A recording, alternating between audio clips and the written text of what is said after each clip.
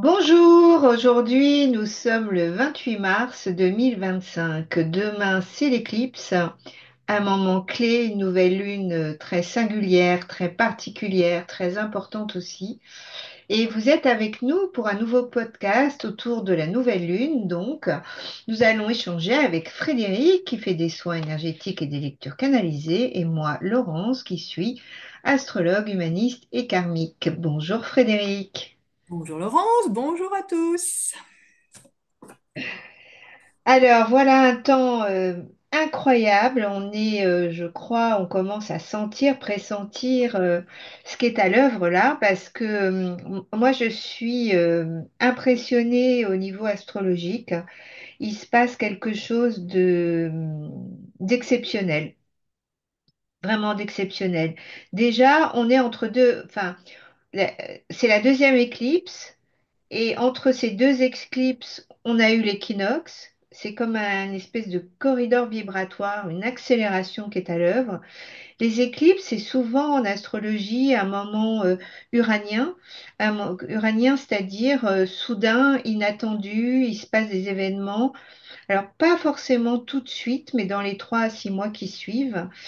Et, euh, et puis, il y a plein d'événements astrologiques au même moment. Neptune entre en bélier là, le 30 mars, donc dans quelques jours, là, 2 jours. Il y était la dernière fois, il y a plus de 160 ans. Donc, on voit vraiment cette mutation, euh, quelque chose est à l'œuvre. Et je ne sais pas, toi, qu'est-ce que tu perçois? Eh bien, ce que je perçois, la première chose qui est venue, et comme toujours, je vais avoir besoin de tes grands talents d'éclairage et ta capacité à faire du lien avec ce qui me vient et qui pour moi reste mystérieux en quelque sorte jusqu'à ce que tu décortiques tout ça. Première chose qui est venue, on pourrait presque l'éclairer sous l'angle de la carte du tarot qu'est la papesse. La papesse, ici, pour moi, la gardienne sacrée, la gardienne de l'intuition. La papesse, sur le plan de lecture dont je parle, elle invite à créer un espace à l'intérieur de soi afin d'être à l'écoute des informations révélatrices qui vont nous être nécessaires.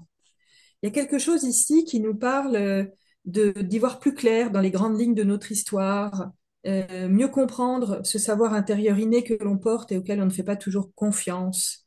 Il y a quelque chose qui nous parle de laisser l'intuition devenir un canal d'inspiration. Ça, c'est un peu pour l'aspect général des choses. Mais ce que j'en ai compris, c'est qu'on est en train d'entrer dans l'aspect lumineux, libérateur de la papesse. C'est-à-dire accepter à quel point on aspire à la connexion avec notre intuition.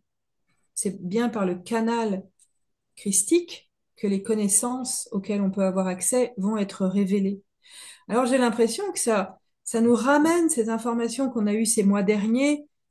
Que faisons-nous de nos facultés extrasensorielles? Que faisons-nous des messages qui nous sont délivrés par la vie? Comment entrons-nous en contact avec notre guidance? Il y a quelque chose en lien avec la nécessité de l'intériorité, l'intériorisation, la maison intérieure, hein, elle est beaucoup venue dans nos échanges de ces mois précédents. C'est par la maison intérieure, le retour à l'intérieur qu'on a accès à des révélations. Mais ici, je le répète, il semblerait que maintenant soit mis en lumière le fait qu'on nous a invités à revenir à l'intérieur pour se laisser justement davantage propulser par cette lumière libératrice. Qu'on prenne vraiment conscience de nos canaux de lumière, de notre capacité intuitive, faire confiance à l'écoute intérieure, observer à quel point ça donne des réponses qui correspondent à notre cheminement. Et c'est comme si peut-être les nouvelles orientations allaient devenir plus fructueuses si on fait participer l'intuition, si on fait davantage confiance au ressenti, des dons vont s'ouvrir. C'est comme un enclenchement, un signal de départ d'une certaine forme d'éveil qui va nous permettre d'explorer de nouveaux champs. Il va falloir de la patience malgré tout, mais c'était intense la manière dont c'était amené. Est-ce que ça te parle?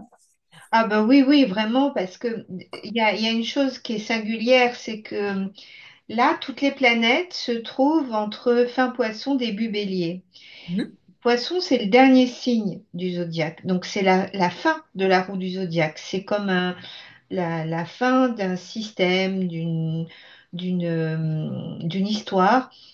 Et, euh, et toutes les planètes, à l'exception de Saturne, parce que Saturne ira au mois de mai seulement, passent sur le 0 degré Bélier.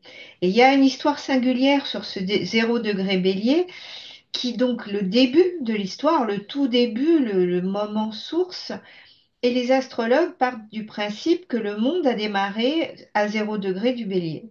Ah, énorme. Et donc là, on a une nouvelle lune qui est à 9 degrés, mais bon, quand même pas très loin du 0 degré. Vénus passe 3 fois sur ce 0 degré du Bélier. Mercure fait la même chose en rétrogradant. Neptune arrive à 0 degré du Bélier, donc on a plusieurs planètes et, et le nœud nord qui vient de passer sur ce 0 degré aussi. Donc en fait, c'est comme une insistance sur ce qu'on appelle, ce qu'on nomme en astrologie l'axe du monde. Hmm. C'est énorme. Et Saturne, qui reste encore un petit peu en poisson, finalement nous indique ce côté être à l'écoute. En fait, c'est pour ça que ça a fait résonance pour moi par rapport à la papesse, parce que il y a ce côté saturnien qui ralentit, qui dit, oh, soyons à l'écoute, parce que c'est un démarrage qui va nous impacter pendant plusieurs siècles. Hmm.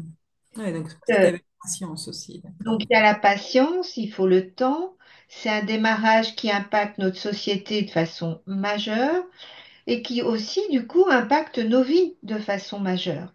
Et donc, c'est comme un nouveau bébé, c'est-à-dire qu'il est à la fois extrêmement fragile, il faut en prendre soin, et en même temps, il contient en lui une puissance, une énergie extraordinaire. Hmm. Donc, il y a un besoin d'être à l'écoute de ce nouveau-né, entre guillemets, Hmm. d'être à l'écoute de ses besoins et de ne pas se laisser déborder par le côté trop intempestif du bélier, mais de prendre le temps, en effet, d'être dans la patience et et d'écouter ce qui est en train de se révéler. Parce que Hmm. c'est pas tant quelque chose qu'on a à créer, mais plutôt, Neptune parle de voile, hein, de brouillard ou ce genre de choses. Et donc, en fait, c'est d'être à l'écoute pour laisser se révéler ce qui se passe en ce Hmm. Ok. Alors du coup, je comprends mieux pourquoi, et c'est pas si commun, en tout cas, je ne suis pas assez versée là-dedans, mais dans mes observations, moi, c'est pas si commun que je vois la papesse et le pape ensemble. Et là, le pape est avec la papesse. Donc, sur un plan de lecture très très raccourci, je voyais bien aussi l'information du féminin et du masculin qui cherchent à danser ensemble. Ici, effectivement, il y a Vénus, hein, beaucoup dans le mouvement. Il y a aussi un grand mouvement masculin avec Mars, etc. Donc, on retrouve en fait des dénominateurs communs qui viennent de toutes les manières, et on retrouve le pape effectivement là qui vient aider la papesse, qui vient seconder la papesse. Et ici, effectivement, toujours sur le mouvement libérateur, scénario de lumière libérateur sur nos plans personnels. Et le pape, il est en train de parler des grandes expériences, des leçons, des enseignements de toutes sortes qu'on peut glaner à l'occasion de cette étape de vie. Et ça ramène cette notion de responsabilité. Comment on prend conscience de notre responsabilité? Comment on prend conscience des actions qu'on soutient pour entrer dans la responsabilité personnelle de l'évolution de l'âme? On l'a beaucoup vu, hein, cette notion de responsabilité, responsabilisation dans les mois qui ont précédé. Il y a vraiment cette notion de sortir des vieux schémas, justement, des vieux enseignements. On a besoin de se surcharger du sens du devoir, des principes sévères, etc. Bah ça, c'est voilà, c'est l'ancien monde. Et le pape, il vient dire ça. On a besoin d'apporter la lumière sur l'âme, mais plus de cette manière-là, plus de cette manière-là. Au contraire, en observant comment on peut grandir, se libérer des poids qui nous affligent, mais sans retourner dans les vieux principes délétère, mortifère et extrêmement archaïque de l'ancien monde.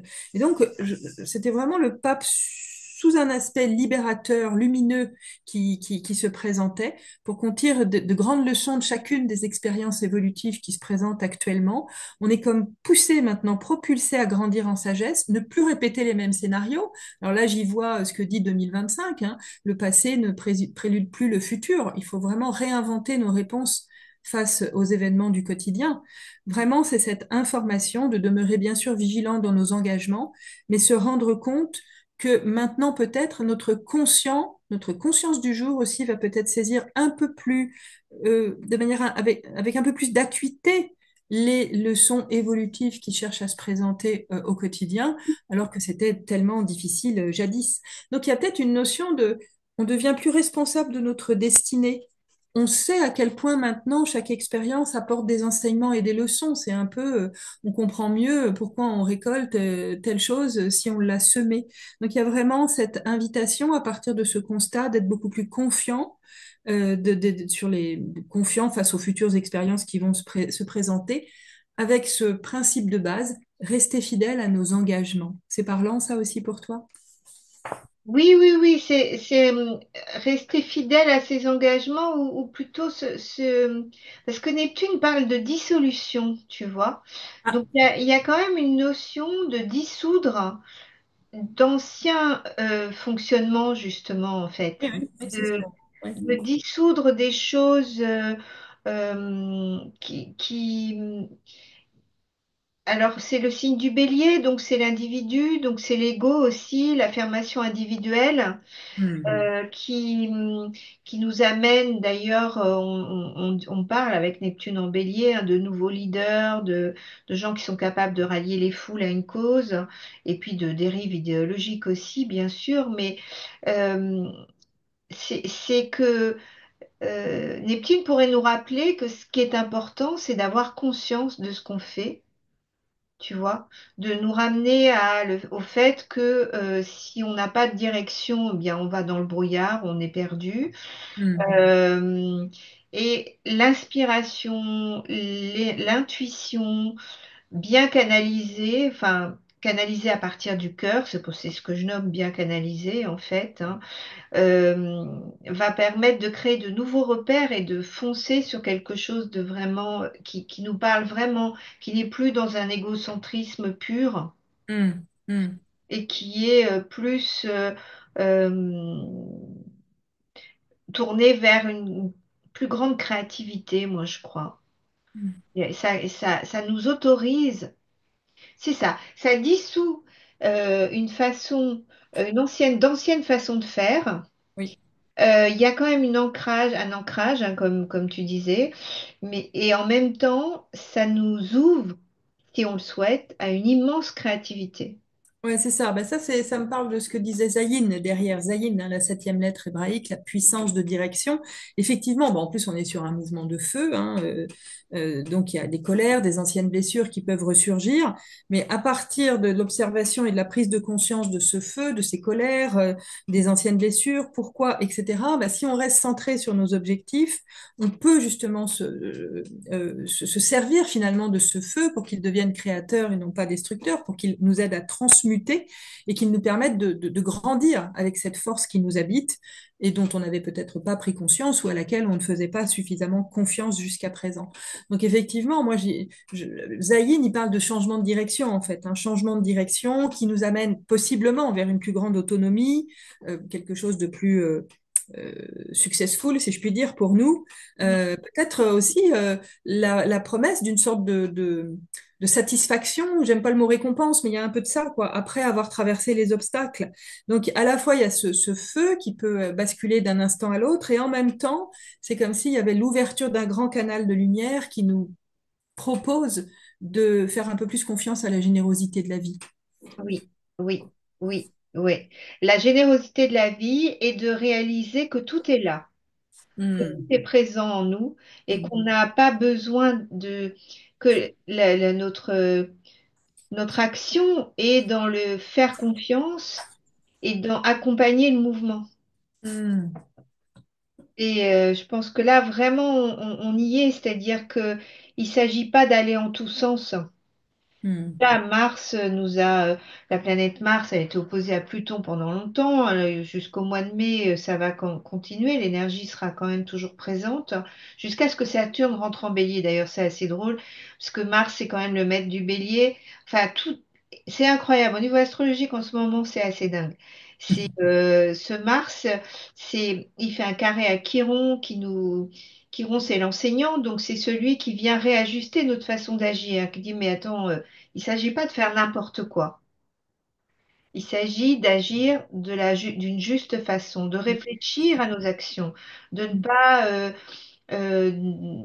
être, par exemple, bon là, Mars est en cancer, quand Mars est en cancer, il se bat uniquement pour son clan, sa patrie. On voit bien hein, ce côté en ce moment très, c'est mon pays et toi, t'es le vilain étranger, on y est à 200%. Et bien là, ce carré à Chiron nous rappelle que on va dans le mur si on continue à penser comme ça. Hmm. On est une humanité et, il s'agit de réajuster notre façon d'agir et même par rapport à nous-mêmes, hein, d'être plus en accord avec nos besoins, avec ce dont on a vraiment besoin et, Ouais, et pas, et pas de manger une plaquette de chocolat, mais de quoique. là, je parle de moi, mais plutôt d'être plus, peut-être besoin de cocooning, plus de besoin de douceur, de prendre soin de soi, enfin ce genre de choses, tu vois, Hmm. Hmm. Ouais, ouais, c'est ça. C'est vraiment une période tremplin énergétique. oui. Une période tremplin énergétique. L'action est propulsante, mais c'est vraiment propulsante si on imprègne nos gestes d'une plus grande justesse divine en quelque sorte. Donc Mm, ça demande d'affronter nos peurs, d'essayer de ne pas laisser le mental interférer, de bien prendre conscience sans déni, sans angle mort des obstacles qui se présentent et accepter qu'on a cette capacité à l'épuiser au fond de nous, la force pour dépasser ce qui nous empêche encore. C'est peut-être aussi un petit peu l'invitation à retrouver la piste du guerrier de lumière intérieur. Qu'en penses-tu? ah, mais c'est complètement ça. Parce qu'en fait, le bélier, il interroge constamment sur qui suis-je? Hmm. À Suis-je qui vraiment? peux-tu? Voilà, c'est ça la vraie question, tu vois. Et donc le guerrier lumineux, il est là, c'est je suis, enfin Neptune en Bélier, c'est le guerrier lumineux, dans le côté le plus lumineux Ah, c'est ça. de ce symbole. Le côté ombre, c'est les gourous, les faux gourous. C'est c'est ceux qui vont vouloir nous emmener dans le mur, hein. Mais à titre individuel, c'est le guerrier lumineux. C'est celui qui se bat pour ses convictions, sa foi, sa lumière et pour rayonner la lumière. Hmm. On y Ah, est complètement, hein. On y est complètement, hein. C'est, et ce guerrier, il est accompagné d'une énergie de volonté aussi. oui. Avoir la volonté d'être qui on veut, de faire ce qu'on veut. Il y a vraiment j'avais cette information en dernier ressort. C'est vraiment finalement un moment propice pour nous servir de cette volonté de prendre confiance totalement en nous, faire un peu plus confiance à ce qu'on ressent, à notre intuition, s'accrocher en quelque sorte et renforcer cette certitude de volonté et de force, à condition effectivement qu'on soit toujours dans cet axe vertical et non pas dans une volonté de pouvoir. Il y a vraiment quelque chose de cet ordre, hein, invitation pragmatiquement au quotidien à s'interroger sur est-ce qu'on fait vraiment tout ce qu'on peut pour obtenir ce qu'on veut avec motivation, avec bénéfice pour notre plus grand bien et celui de tous. De quoi je fais preuve en termes de détermination, de motivation? Parce que c'est vraiment comme si la porte s'ouvrait pour nous permettre d'aller dans ces directions. Oui, oui, oui, et tu vois, là, je pensais à une chose, c'est que la dernière fois que Neptune s'est retrouvé à 0 degré du Bélier, là, dans 2 jours, hein, eh bien, figure-toi que ça correspond à l'abolition de l'esclavage. Et donc, je trouve ça magnifique pour nous.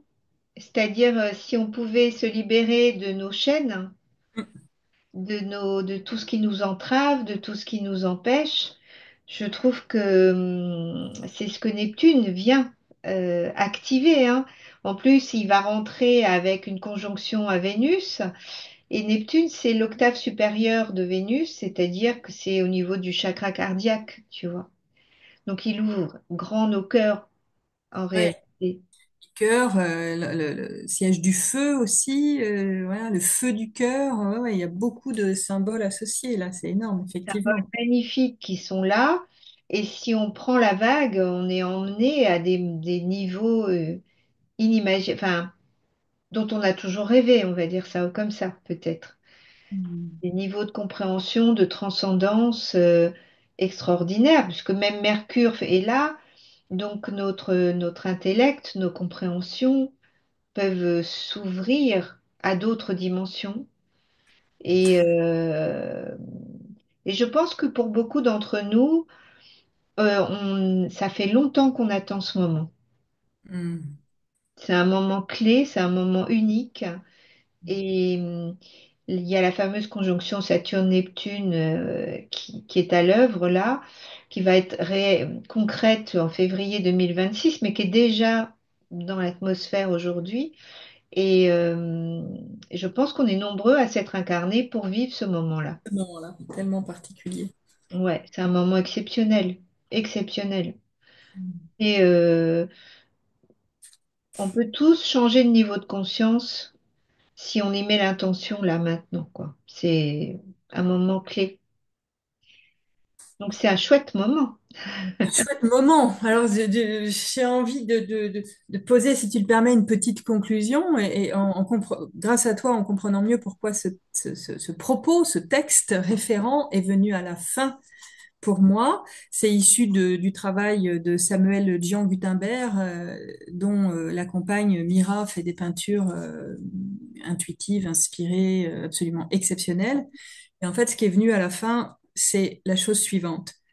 Tout n'est encore que potentialité, mais tout est déjà là, présent en vous et autour de vous. Le chemin s'ouvre devant vous qu'il va falloir fouler avec foi et détermination, dans la confiance du but. Ayant tous les éléments à disposition, vous êtes prêt à aller de l'avant. Assurez-vous, avant de vous lancer dans cette grande aventure par laquelle vous vous sentez appelé et dont la vision vous habite certainement, que vous avez bien réuni toutes les conditions nécessaires à la réussite. Il est important de bien voir si les motivations sont réellement en accord avec ce qui est essentiel et pas uniquement personnel. En d'autres termes, est-on prêt, tout en poursuivant un désir de réalisation personnelle et de réussite, à être aussi au service d'une juste cause? Authenticité et sincérité, honnêteté et respect des autres sont des valeurs premières sur ce chemin de la véritable réussite. Vous trouverez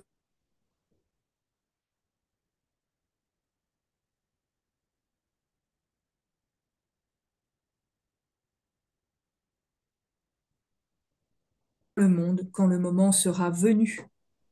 Restez concentrés tout en étant ouvert aux multiples possibilités qui s'offrent à vous en cette période. C'est bien éclairant par rapport à tout ce que tu viens de dire. Mais oui, tout à fait, tout à fait. On est astrologues humanistes tous les deux, donc on voit les choses de la même façon. Énorme. Voilà. Ouais, ouais, ouais. Bon, bah, Voilà écoute, pour ma part. c'est merveilleux. On va conclure sur ces belles paroles. On vous dit, nous vous disons à tout bientôt pour la prochaine nouvelle lune. Avec plaisir, au mois prochain pour de nouvelles aventures. Et À oui, bientôt. à bientôt.